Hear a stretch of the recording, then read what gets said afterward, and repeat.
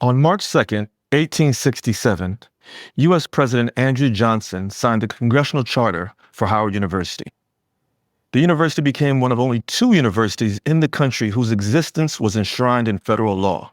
Howard was founded by members of the Congregational Church in Washington, D.C., most notably Civil War General and President of the Freedmen's Bureau, Oliver Otis Howard. He also served as the university's third president.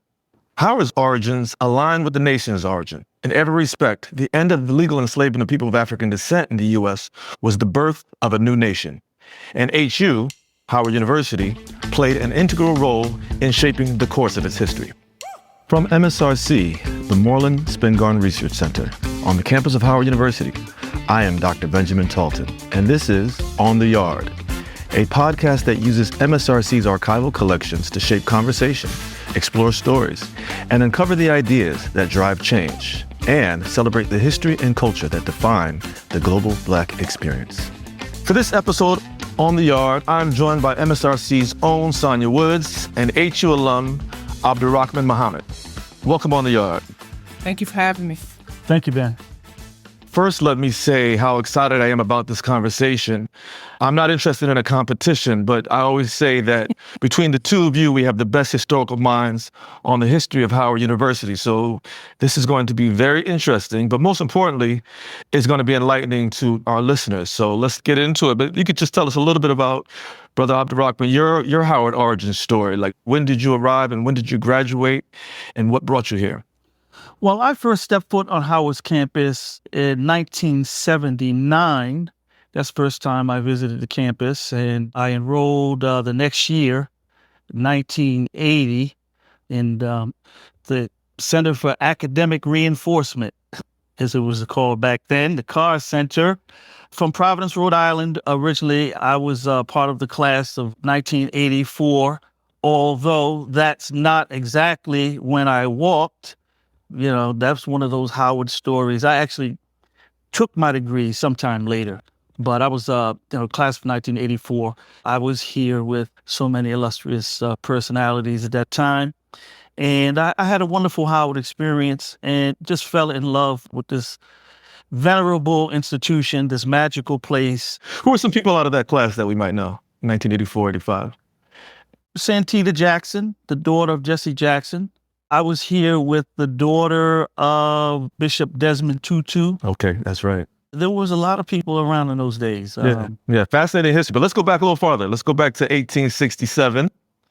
Thinking about Howard's origin, I want to put it into broader context. Maybe I'll lead with you, Sonja Woods, and thinking about the private Black colleges, right? Your Lincolns in Missouri and in Pennsylvania, your Fisk University, Tuskegee, your Hamptons, and your Spelmans and Morehouse, all pretty much we could say from 66 until around mid-1870s, most of these institutions had the origins. I'm interested in beginning with two thoughts. One, what makes Howard's founding among this illustrious group of universities and colleges unique from your perspective?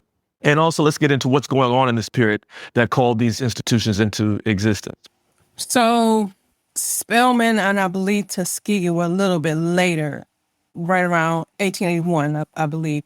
But of course, we're sharing the same history where a lot of these schools are either affected or were the result of contributions from missionary societies or the Freedmen's Bureau and or both.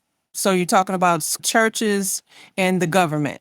Of course, what makes Howard different from the very beginning is that it was, unlike Morehouse and Spelman, it was co-ed from the beginning.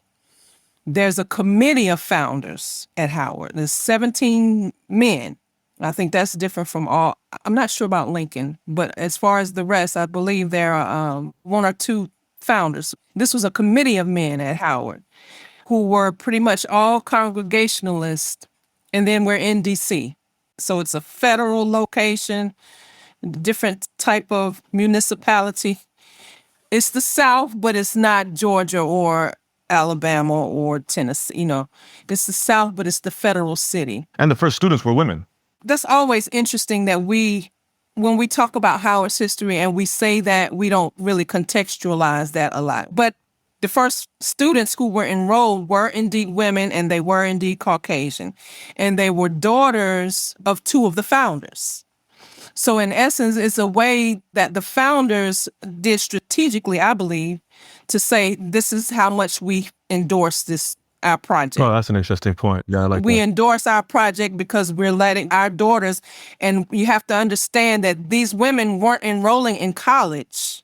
They were enrolling in preparatory. One was as young as around 10 years old. I think the oldest was about 19 or 20, but they needed schooling, official schooling. So they weren't enrolling in college. They were enrolling in preparatory. That's interesting. I didn't know one of the students was that young. I knew Howard had the preparatory program, but I didn't know they were that young.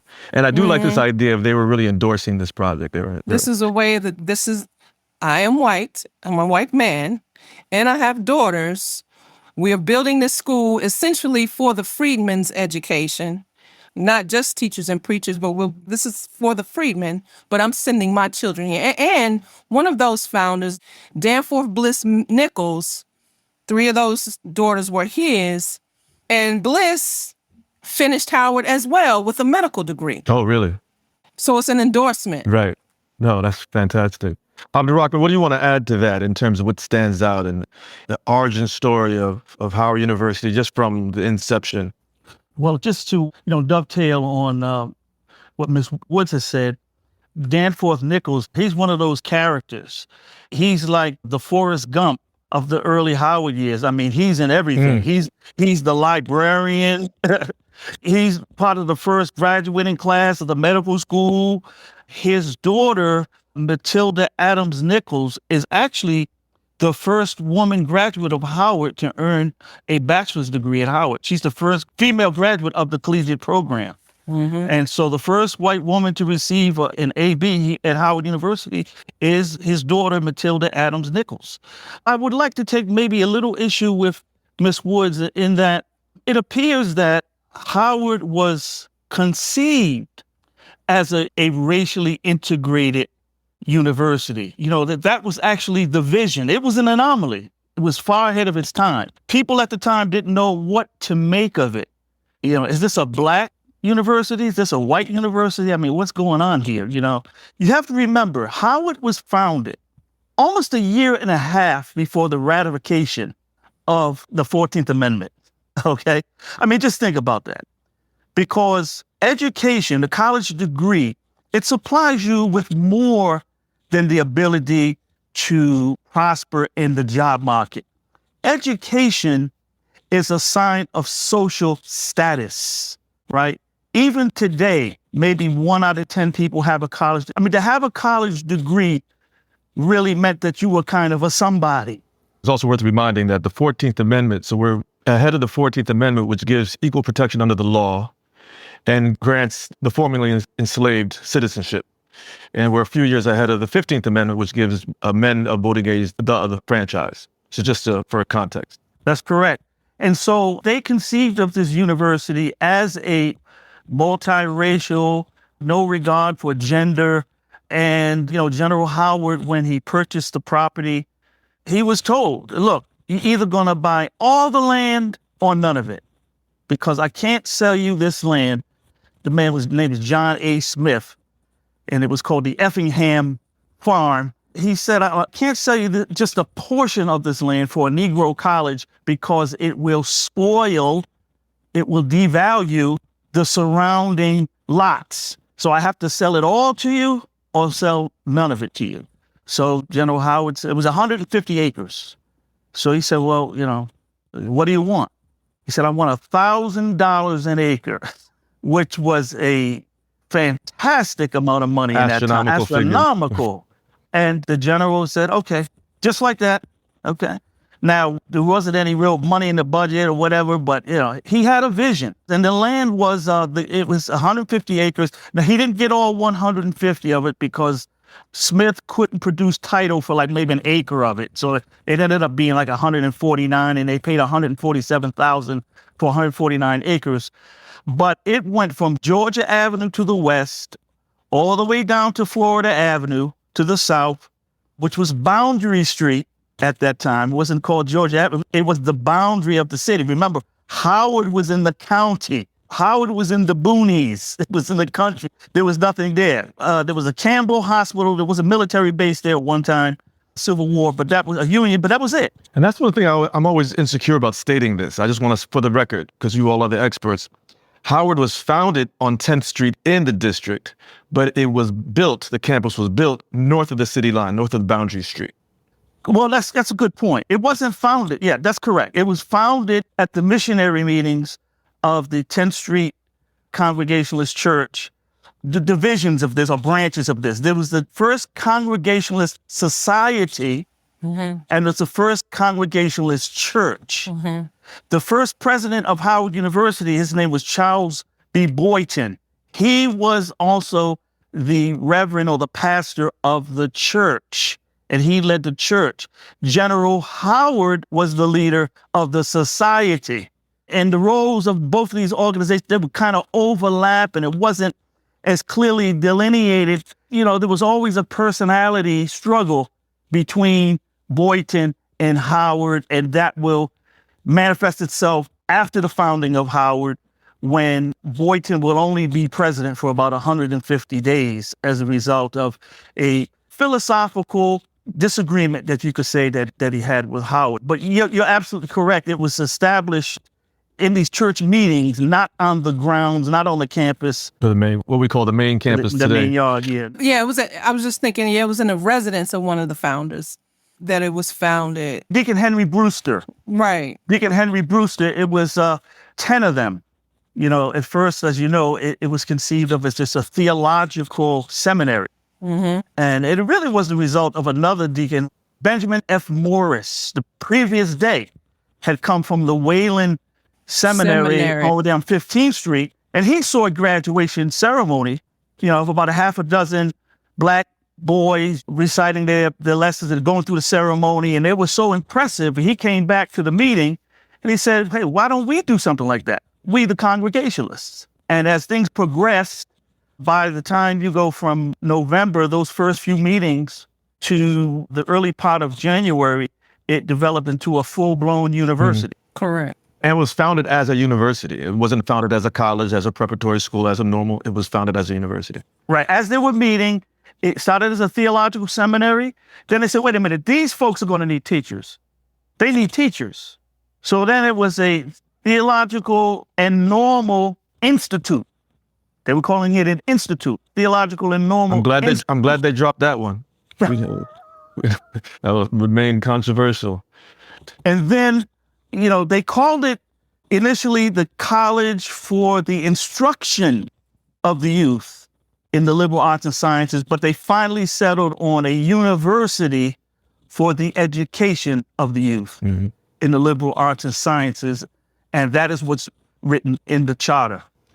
As I understand it, before they abolished legal enslavement in Washington, D.C., or in the county as well, where Howard is right now, that farm had enslaved Africans working on it. Correct. Dyson, in his work, gives the names. Now, they don't all have last names. Right. But they were emancipated as a result of the district, the D.C. Emancipation Act in 1862. So by the time Howard gets there to make this proposition, they're not there. They might be in the area. I've been asked this, did any of those who were emancipated from John Smith's farm attend Howard? I can't tell. Number one, most of them didn't have last names at the time. And even if the ones who did have last names, a lot of times you would change your name.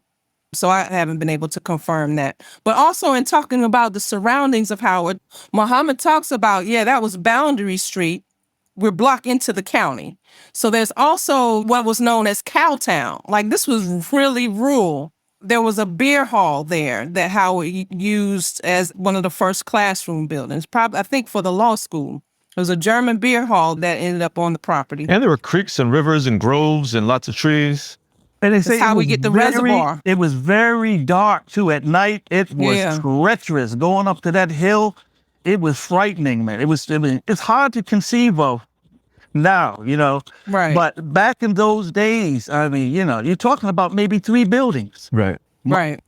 University Hall, the President's House, and Minor Hall.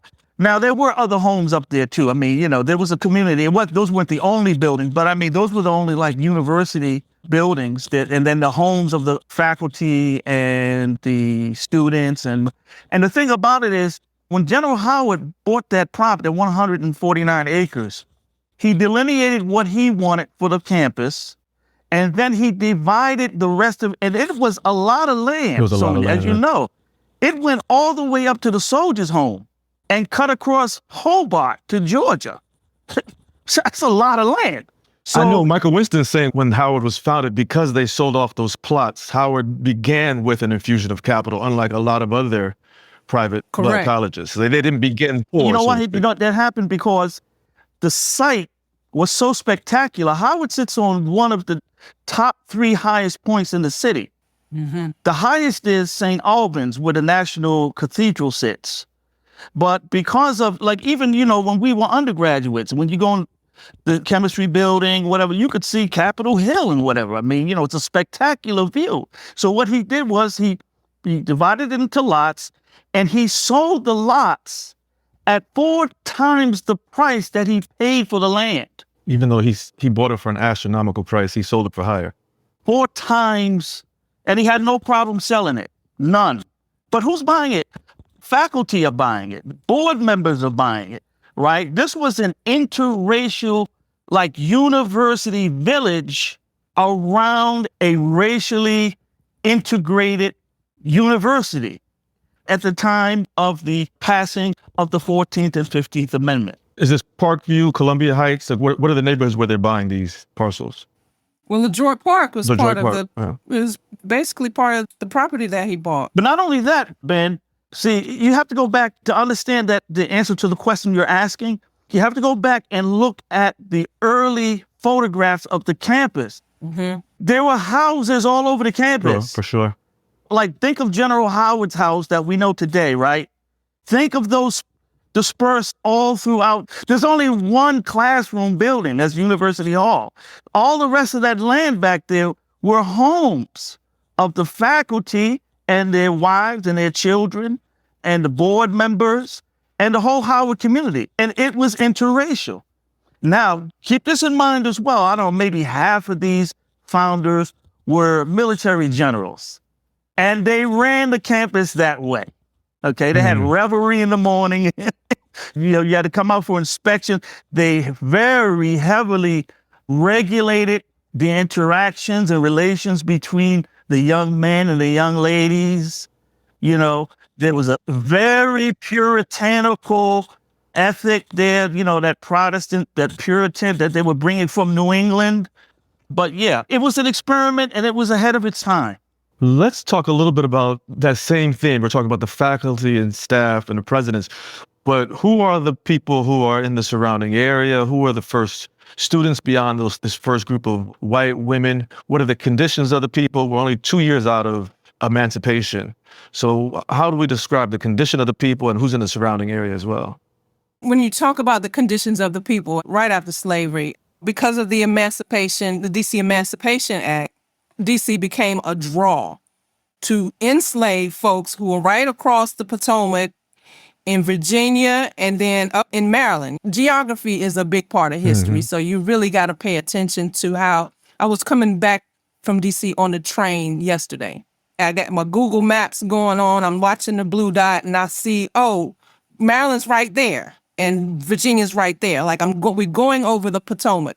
So just imagine, once you get word of the DC Emancipation Act and you're in Alexandria as a slave, oh, I'm busting out. I'm busting loose. It's right there. If I get a sturdy raft, I can be free. And so this was happening. So Walter Dyson wrote on the founding of Howard.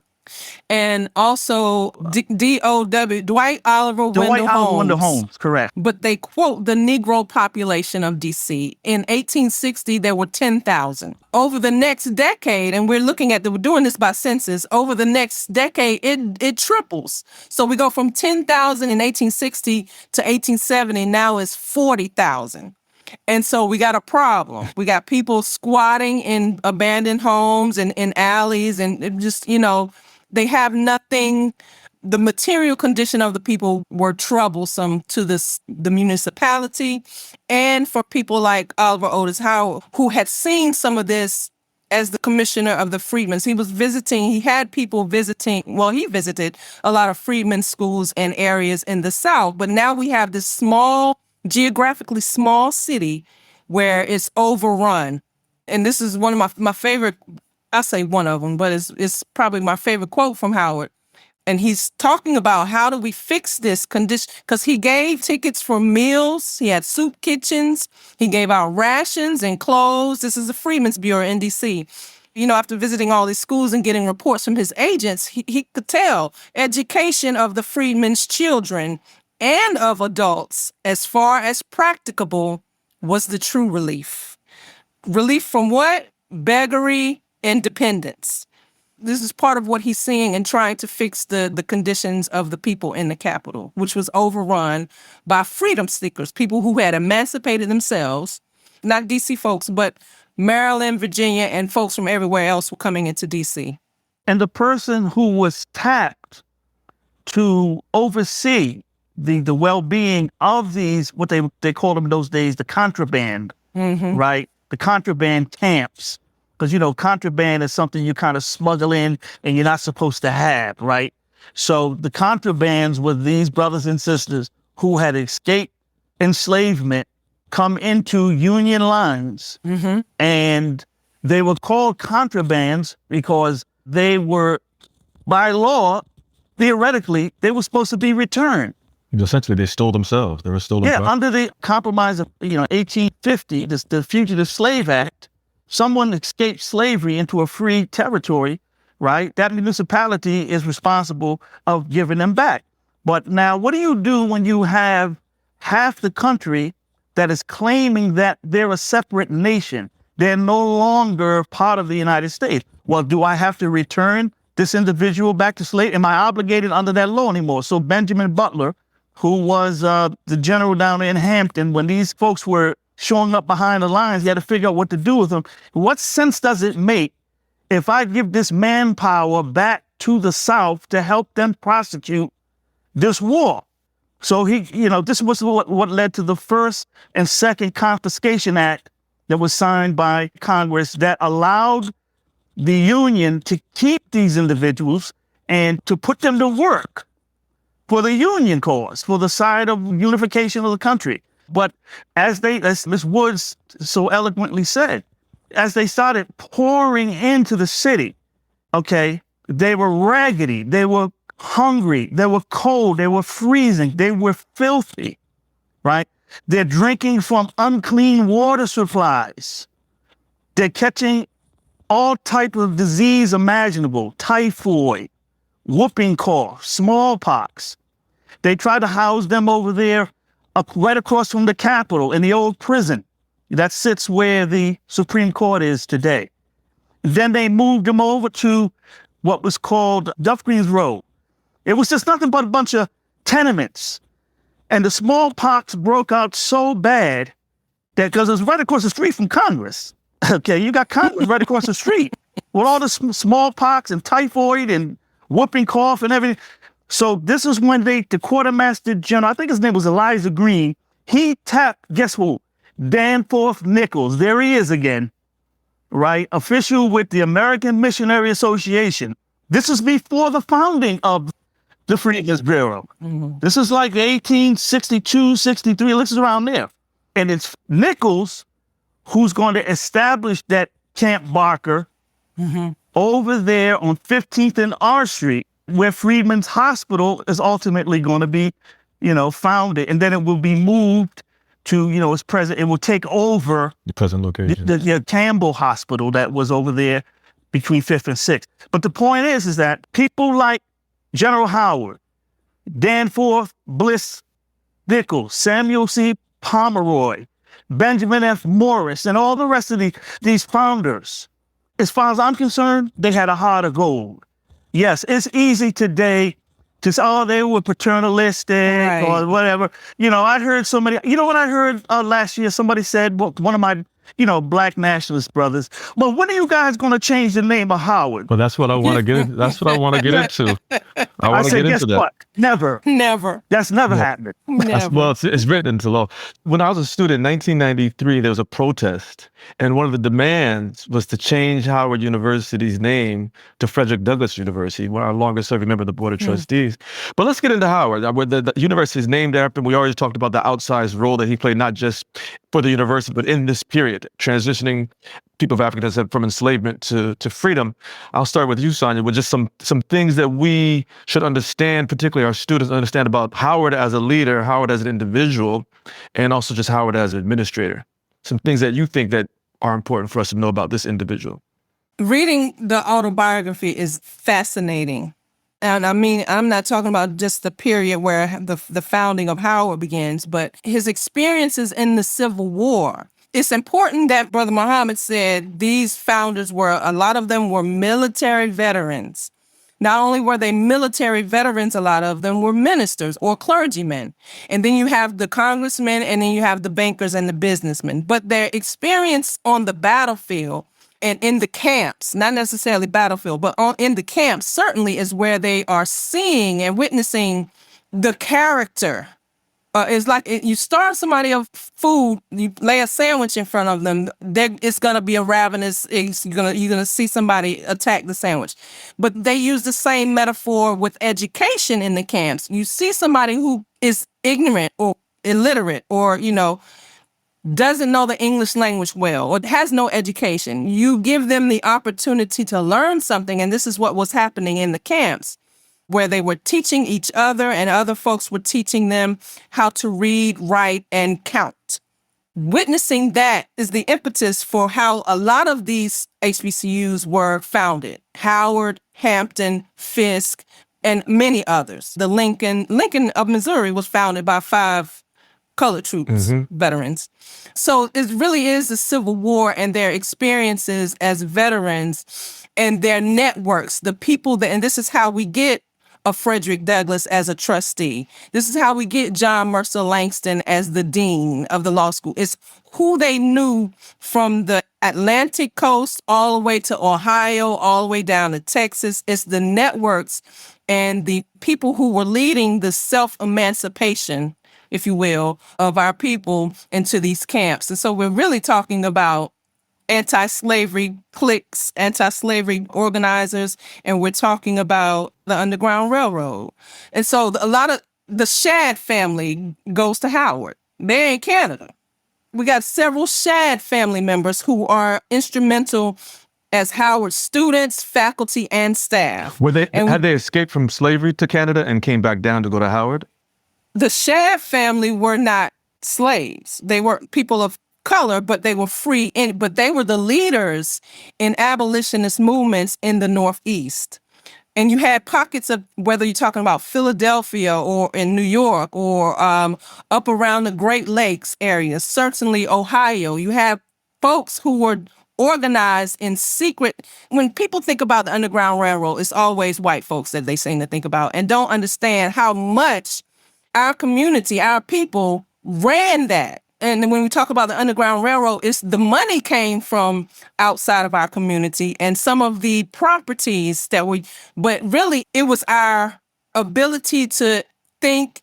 I'll go back to what Brother Muhammad said about Benjamin Butler and Hampton and the contrabands. And you got to remember, Benjamin Butler was a lawyer. Abraham Lincoln was a lawyer. We forget this about these people, but when the people are coming into the camps, the military camps in Hampton on those crossroads, it's not just keeping those men and women for their labor. They know they're coming from plantations. They know how the Confederates think. And then they were also put to use as spies and spy masters. And so they understand a lot about the systems that these Northern generals, these Union generals and Union officers don't understand. So it's a source of intellectual prowess. And so Howard understood that. All of the generals and people who worked in the Union Army understood how intelligent these people were. All you got to do is give them what they're owed, and we could solve a lot of the problems of not having to worry about taking care of the former slaves. So Howard is one of those people to me, and obviously the other founders were too. When you look at their backgrounds and where they came from and who their networks were and their families, these were anti-slavery networks that we're talking about when we talk about those 17 founders and a lot of the people who were the early leaders of Howard. Just think about all the ways in which Howard is connected to almost every issue we're dealing with, from the Civil War through the end of Reconstruction. Howard and Howard individuals are there. And he's, as the commissioner of the Freedmen's Bureau, he's dispatching all of these people who are already in the network as agents in the different places where the Freedmen's Bureau was established in the South. When I came to Washington, D.C., I kept hearing about Barry Farms. Barry Farms, that's a big name. Maybe not so much today, but back in those days, you know, Barry Farms was a big name. It's a part of the city. It's a community up in Southeast Washington. I thought it related to Marion Barry, the mayor. That's how ignorant I was.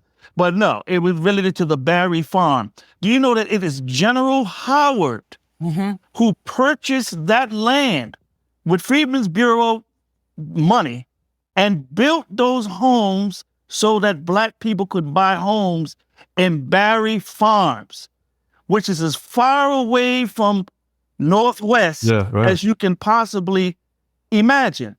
But we don't make the connection. Yeah, I didn't know. I didn't make that connection. I knew it was one of the oldest established Black communities, but I had no idea that Howard was involved. Again, involved in all these different sectors. We're dealing with mostly white administrators, all white presidents until we get to 1926. Let's talk about what stood in the way of having a Black president before Mordecai Johnson came on the scene in the mid-1920s. Well, here's the issue here. Howard was an anomaly, and no one really knew what to make of it, okay? It was interracial. It was very progressive with regard to women. It admitted women not only in the collegiate program, but the professional schools. Even for the longest time, the American Medical Association said that our medical school was unethical because it had women on the faculty, white women at that, okay? So there was always this tension about what is Howard's essence. We talk about Howard's essence. Howard has essences, right?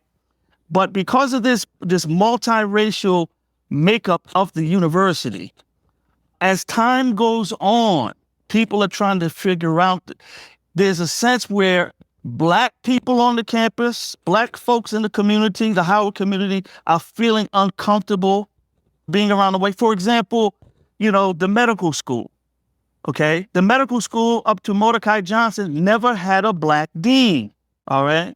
It's Mordecai Johnson in 1929. He says, look, we've got to show the world that we can run an institution this sophisticated and this large and this grand. The idea was developing that, you know, we basically were the subjects of white administrators, and we began to feel a certain kind of way about that. It exploded under the administration of J. Stanley Durkee. It just had reached a point where, you know, we had to see a Black president. We had to see ourselves, you know, in the seat. Yeah. Durkee was accused of making some bad decisions as well. Durkee being the last of the last president before Mordecai. Because we have to understand what preceded Durkee. Up to Durkee, the deans were becoming more and more powerful. They were taking power. Okay, if we can't be the president, then damn it, we'll run it from the dean's office. But there was a frustration amongst the Black deans. So you had three very powerful deans, Kelly Miller, George W. Cook, and Lewis B. Moore. Dyson called them the triumvirate. They really were the administration, okay? The President Gordon and these. And ironically, Johnson's going to weaken these positions when he comes in. He has to, because what happened was Durkee, the reason he had to go is because he took the power back from these deans. And he started centralizing all the power, and the deans could do nothing. No one could do anything unless Durkee signed off on it. And also, he had some funny racial views too. He let some stuff slip. Yeah. Okay. So, it was just a tinderbox. Now Mordecai Johnson, he's gonna take his power back.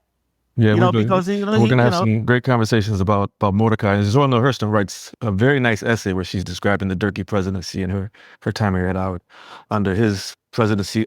Unfortunately, that's all the time we have on the yard today, y'all. I appreciate the conversation, and thank you for joining me. This is the second one with Sonja Woods, but hopefully, Brother Abdur-Rahman, you come back and be a regular. How you feel about that? My pleasure. All right. I would love to. Thank you both. Thank you. Thank you for joining us on The Yard, the podcast of the Moorland-Spingarn Research Center, a University FM production, and produced by MSRC's very own Aaron Jacobs. I am Dr. Benjamin Talton. We look forward to seeing you again on The Yard.